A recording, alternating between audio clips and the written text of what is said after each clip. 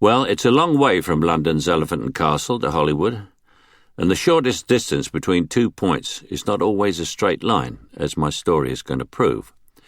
But then I've never been known for doing things the easy way. I wouldn't have minded easy, but things just never worked out like that. In fact, although I couldn't have known it at the time, they worked out a whole lot better. 18 years ago, I thought that my career as an actor was over, so I wrote my autobiography, What's It All About, to round off my professional life. And that, as far as I was concerned, was that. Fortunately, and not for the first time, I was wrong. Very wrong. The best was yet to come. Which, when you look back at my life, the crazy 60s, the stardom, the glitz and glamour of Hollywood, it's really saying something. The last 18 years have been different style, different places, and different ideas of happiness. But different has not only been good, it has been better than I could ever have imagined. So this is a story of a man who thought it was all over and found out it wasn't. It's a story of the last 18 years, but it's also the story of where I came from and where I'm going. I know many people have read my first book, but you don't get to my age without looking back, and God knows I've been to plenty of memorial services. So I'm not going to apologize for telling some of the old tales, but there are plenty of new stories too, because I've had the good fortune to work with a whole new generation of movie stars, and that puts me in a uniquely privileged position. There aren't many actors whose career has spanned nearly 50 years of movie making, from Zulu to The Dark Knight, and there aren't many actors who have had Happy Birthday sung huskily and Marilyn-like into their ear, both by Carly Simon and Scarlett Johansson, 20 years apart.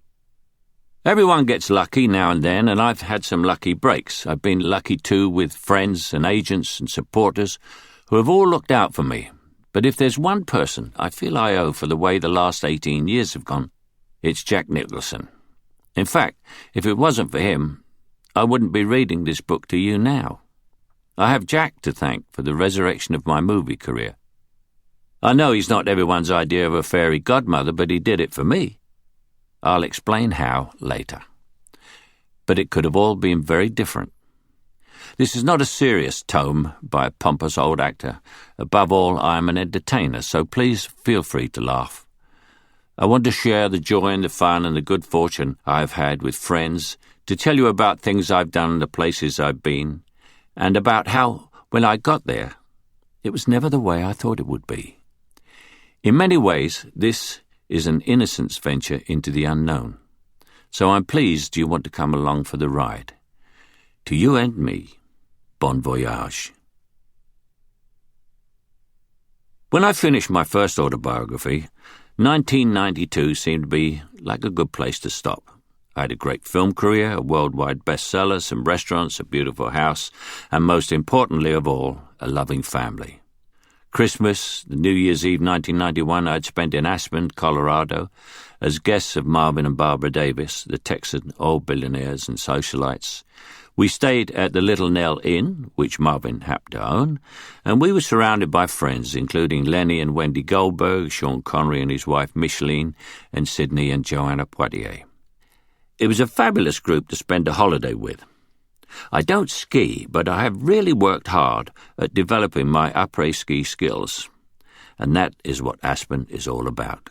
As we sat around enjoying the sunshine, gossiping about old times and eating fabulous food with this great group of people, I felt pretty happy with my lot. Everyone there had been a part of my life since I first got to Hollywood. Although, in fact, I'd met Sean in London back in the late 1950s at what was then called a bottle party. If someone was giving a party in those days and couldn't quite afford it, the invitation would be, bring a bottle and a bird.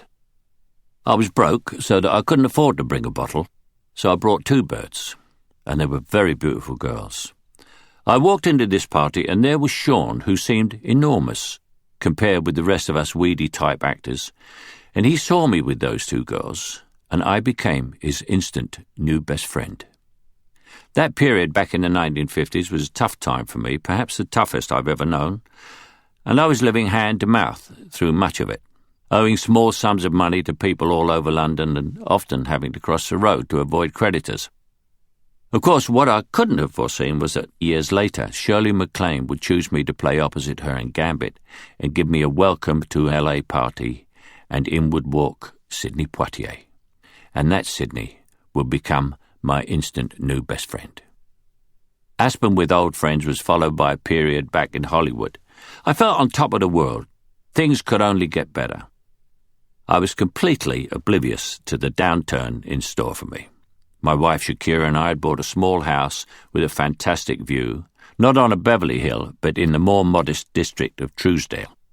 It was a holiday home, really. Our main base was back in England. But we wanted to be close to our dear friend, the great agent Swifty Lazar, whose wife Mary was very sick.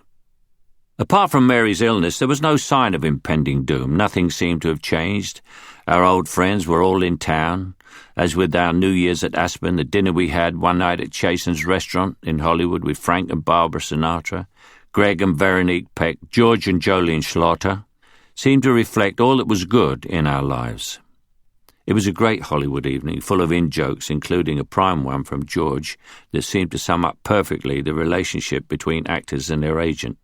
George is one of the great TV producers, the man who discovered Goldie Hawn in his fantastic show Rowan and Martin's Laugh-In, and every bit as funny as the shows he's produced. I've been lucky. My agents have always been close friends, but the relationship between stars and agents is usually quite distant socially. In fact, that dinner at Chasen's and the one the following week at Barbara Streisand's, all Art Deco and sensational shaker furniture, were to be the last high for quite some time.